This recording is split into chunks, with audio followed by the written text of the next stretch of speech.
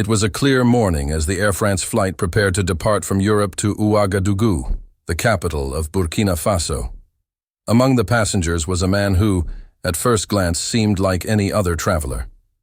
Dressed in a simple linen shirt and dark trousers, he exuded an air of calm and humility, blending seamlessly with the crowd. This man was none other than Ibrahim Traore, the president of Burkina Faso, returning from a diplomatic meeting in Europe. Unlike many heads of state, Traore chose to travel without any ostentation. No bodyguards, no entourage, no special treatment. He sat in business class, not to stand out, but to maintain a low profile, embodying a rare modesty for a leader of his stature. Before boarding, Traore had navigated the airport like any other passenger, queuing at check-in, passing through security, and waiting at the gate. He observed the hustle and bustle, the families reuniting, the business travelers rushing, and the tourists excited for their journey. This was the pulse of everyday life, and Traore wanted to be part of it, not above it. On the plane, as he settled into his seat, he noticed the small details, the worn armrests, the in-flight magazine, the safety card tucked in the seat pocket. These were things that many might overlook, but for Traore, they were reminders of the shared human experience. He believed that to lead effectively, one must understand the mundane, the routine, the ordinary. Throughout the flight, Traore maintained his discreet presence. He smiled politely at the flight attendants, declined the champagne, and requested only a glass of water. He spent his time reading documents on his tablet, occasionally jotting down notes, appearing no different from a businessman or a scholar. This anonymity was what Traore cherished.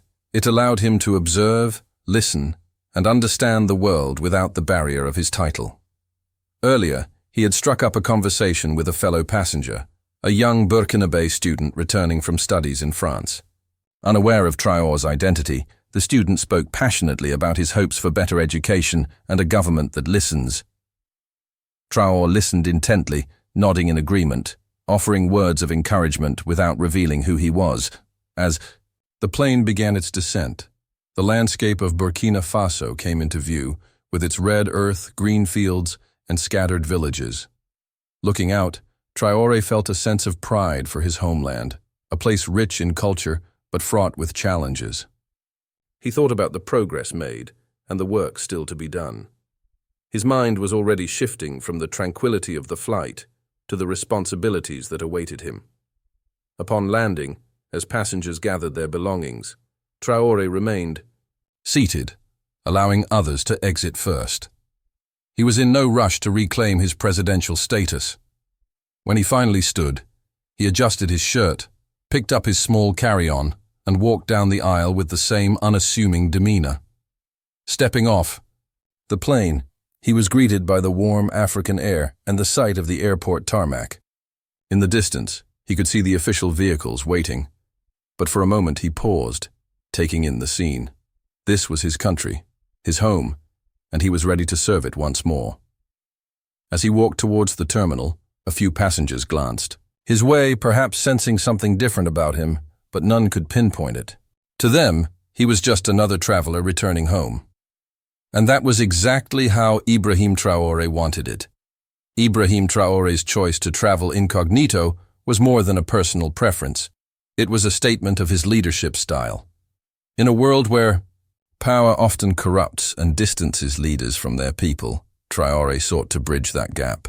By experiencing life as an ordinary citizen, even if just for a few hours on a flight, he reminded himself of the realities faced by those he served. This humility, this connection, was what made him not just a president, but a leader truly for the people. As he disappeared into the crowd at the airport, ready to resume his duties, one thing was clear. Ibrahim Traore was a man who led with his feet on the ground, his eyes on the horizon, and his heart with his nation. As the Air France flight soared through the skies, Ibrahim Traore sat quietly in his business class seat, enjoying the serenity of the journey. The hum of the engines and the soft murmur of conversations around him created a peaceful atmosphere, allowing him to reflect on his diplomatic mission in Europe and the challenges awaiting him back home. He appreciated these rare moments of solitude, where he could blend in as just another passenger, free from the weight of his presidential duties. However, this tranquility was soon disrupted. Midway through the flight, a commotion stirred near the front of the cabin. A tall, impeccably dressed man, clearly accustomed to getting his way, was engaged in a heated discussion with the flight attendants. This was the French CEO of a prominent multinational corporation known for his influential dealings in Africa. He had boarded the flight expecting the usual VIP treatment, but was incensed to find that business class was fully booked, leaving him in premium economy, a slight he deemed unacceptable. "I demand an upgrade immediately," he barked, his voice carrying an air of entitlement. "Do you know who I am? My company has significant investments in Burkina Faso. I will not be treated like this." The flight attendants exchanged nervous glances, unsure how to handle the situation. Claire, the senior attendant, stepped forward with a forced smile.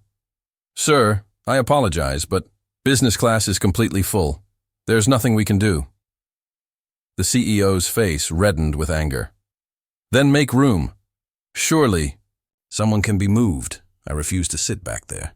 Claire hesitated, her eyes scanning the business class cabin for a solution. Her gaze landed on Ibrahim Traore, who sat calmly by the window, engrossed in his reading.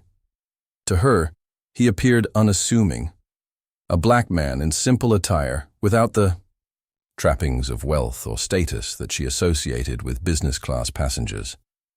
She made a snap judgment based on his appearance, unaware of his true identity. Approaching Traore, Claire leaned down and spoke in a hushed tone. "Excuse me, sir. Would you mind moving to economy? We have a VIP who needs this seat." Traore looked up, his expression composed but firm. "I have a ticket for this seat, just like everyone else here. Why should I move?" Claire's smile faltered. "It's just that we have a very important guest, and we need to accommodate him." "And I am not important?" Traore asked, his voice steady. Claire stammered, "No, sir, that's not what I meant. It's just, perhaps you would be more comfortable in economy." Traore shook his head. "I am perfectly comfortable here, thank you."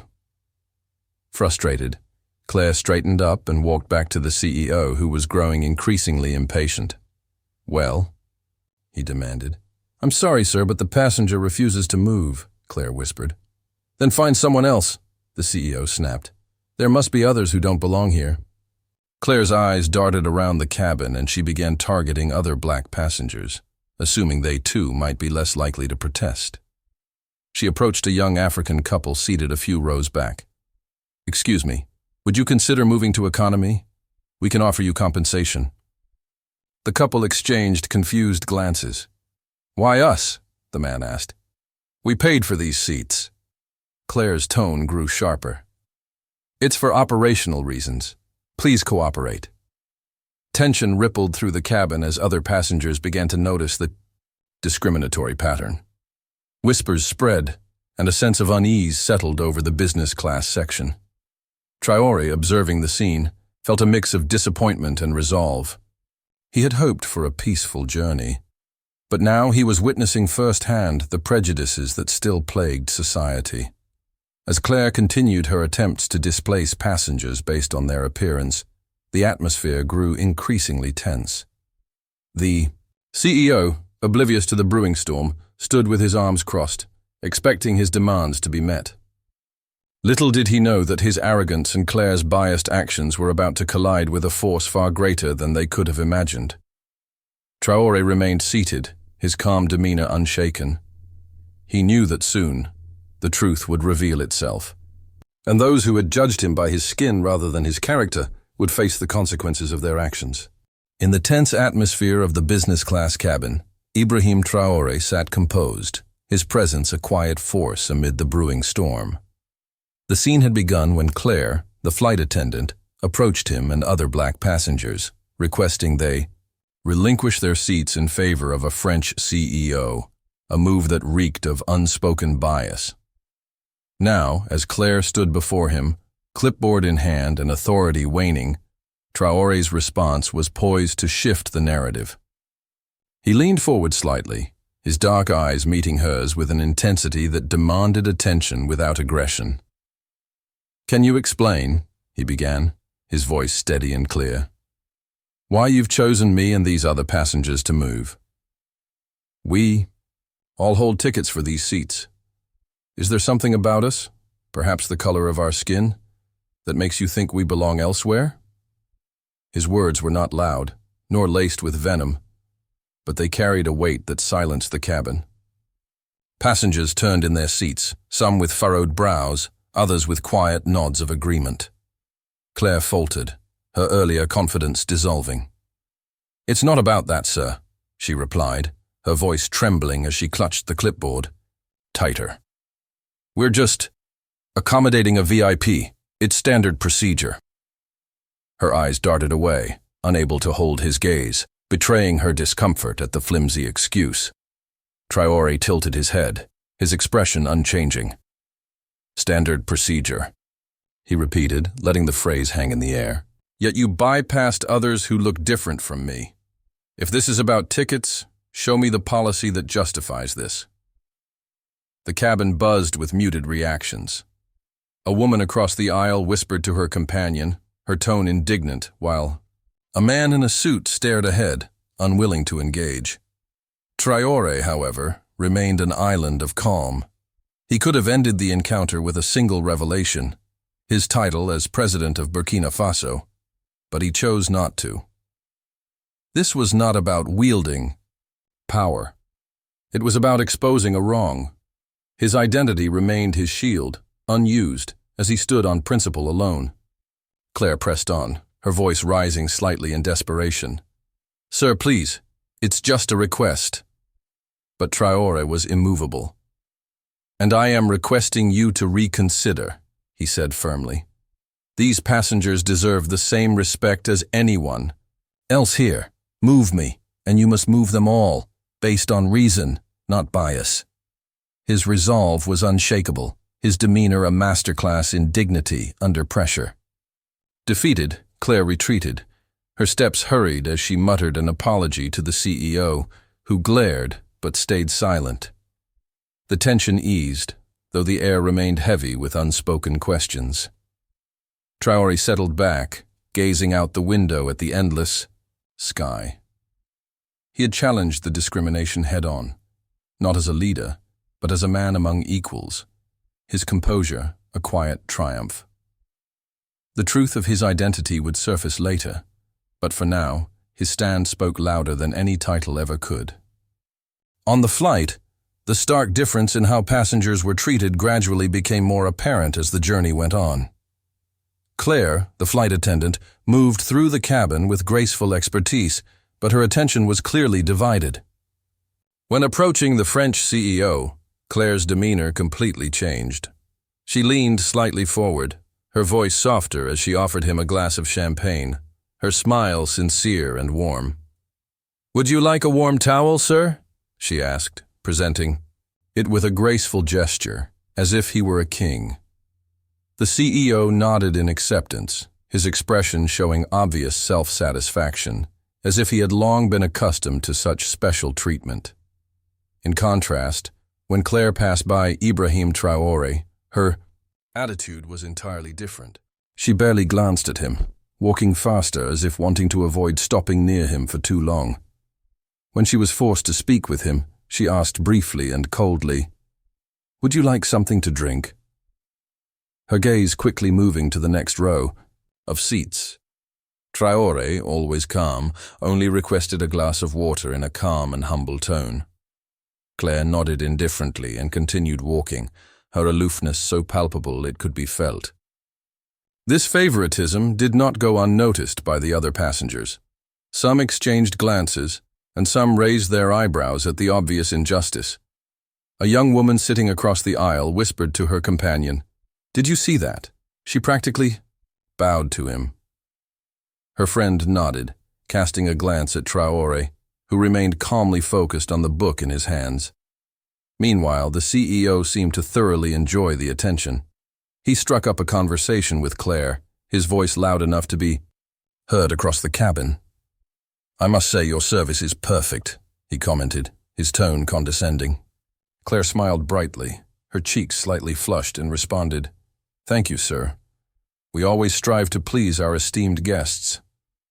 The exchange felt like a performance, displaying privilege and submission, making those witnessing it uncomfortable.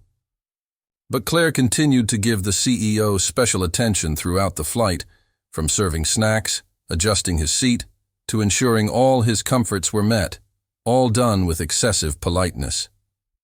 In contrast with Traore and the other passengers, she served them perfunctorily, as if the cabin had been divided into two worlds, one side with privilege and reverence, the other invisible and neglected. Traore, though fully aware of the injustice, remained admirably composed.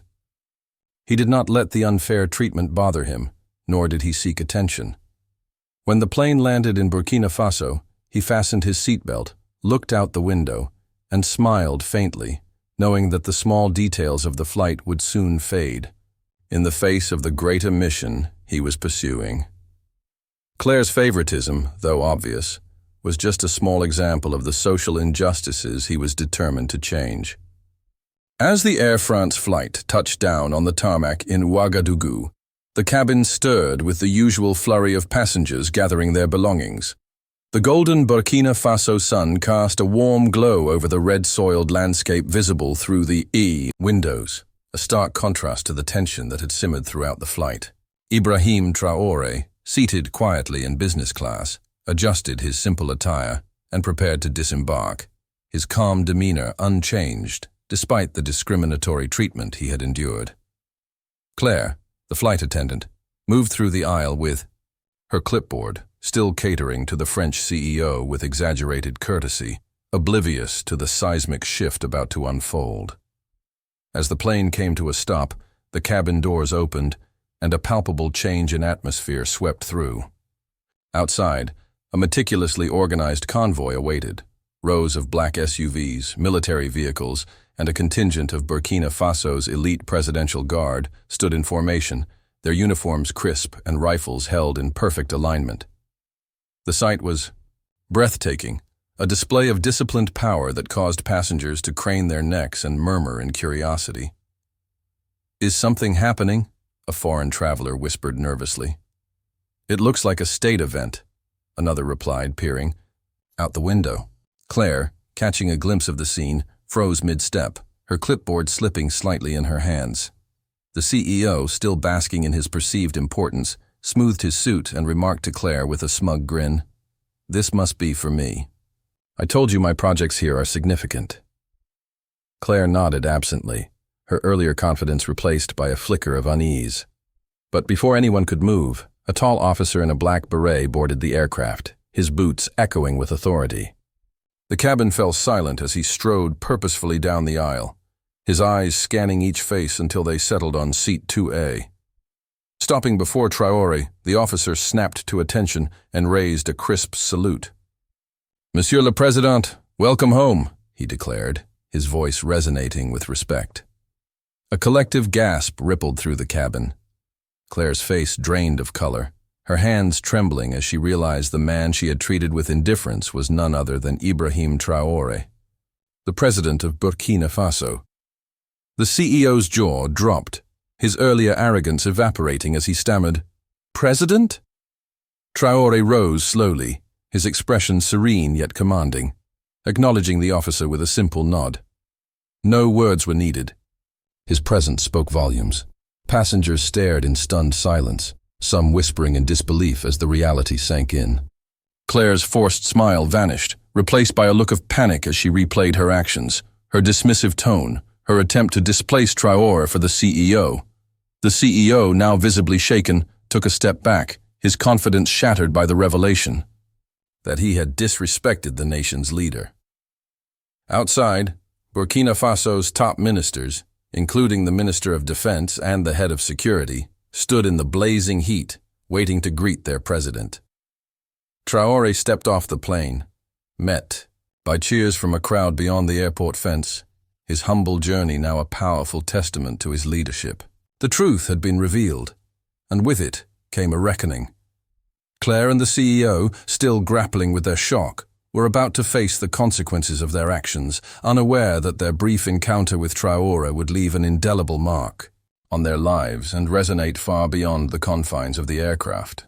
The atmosphere inside the Air France cabin was electric, as Ibrahim Traore, now revealed as the president of Burkina Faso, stepped off the plane to the cheers of a waiting crowd and the disciplined salute of his presidential guard. The golden Ouagadougou sun illuminated the tarmac, but for Claire, the flight attendant, and the French CEO, the warmth offered no comfort. Their faces, once marked by arrogance and entitlement, now displayed a mix of shock and dread as the gravity of their actions sank in. They had disrespected not just a passenger, but the leader of a sovereign nation, and the consequences were swift and uncompromising. As Traore was escorted by his ministers toward the terminal, a second officer, stern-faced and resolute, boarded the aircraft. His presence commanded immediate attention, silencing the murmurs of stunned passengers. Without hesitation, he approached Claire and the CEO, his voice cutting through the tension like a blade. "You are both under arrest for publicly insulting and discriminating against the head of state on Burkina soil," he declared.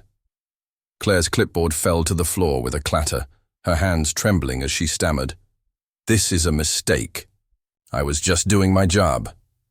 The CEO, his earlier bravado gone, protested weakly, "You can't do this, I have connections."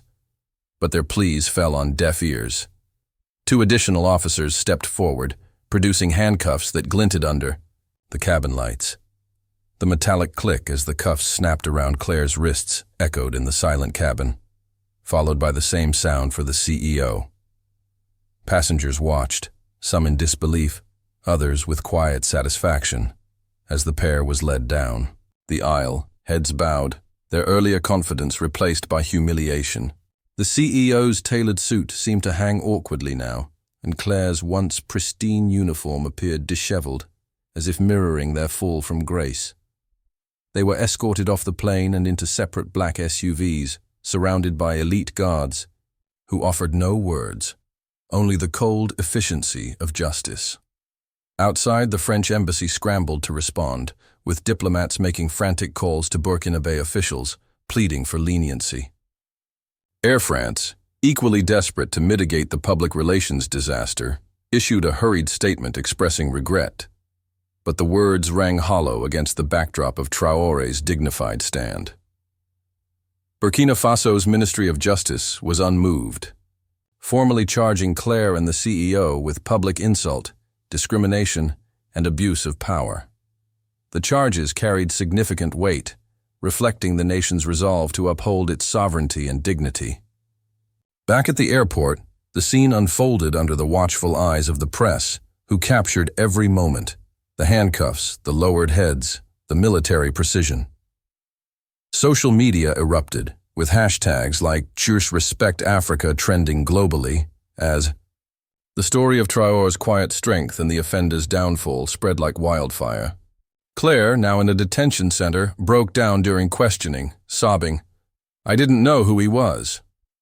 The CEO, facing legal action in both Burkina Faso and France, found his influence powerless against a nation asserting its autonomy. Their arrests were not just punishment, but a powerful statement.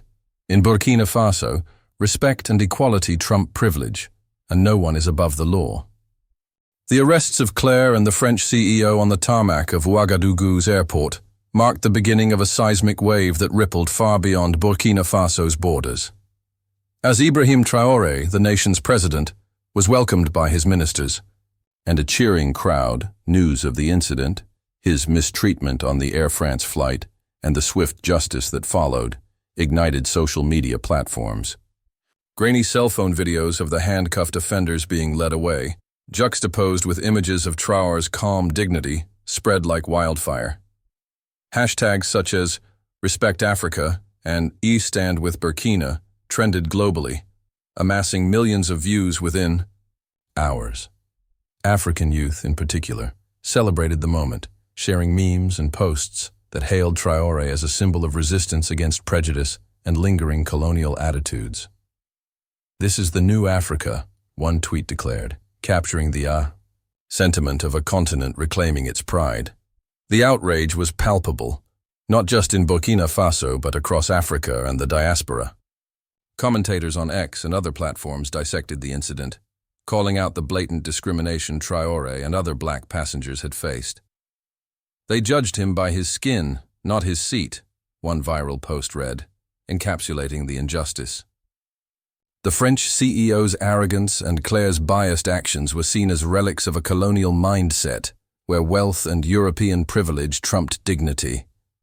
Calls for boycotts against Air France surged, with citizens from Burkina Faso, Mali, and Nigeria urging their governments to demand accountability. The airline's tepid apology, issued within 24 hours, was met with scorn, dismissed as a hollow gesture that failed to address the deeper issues of systemic bias.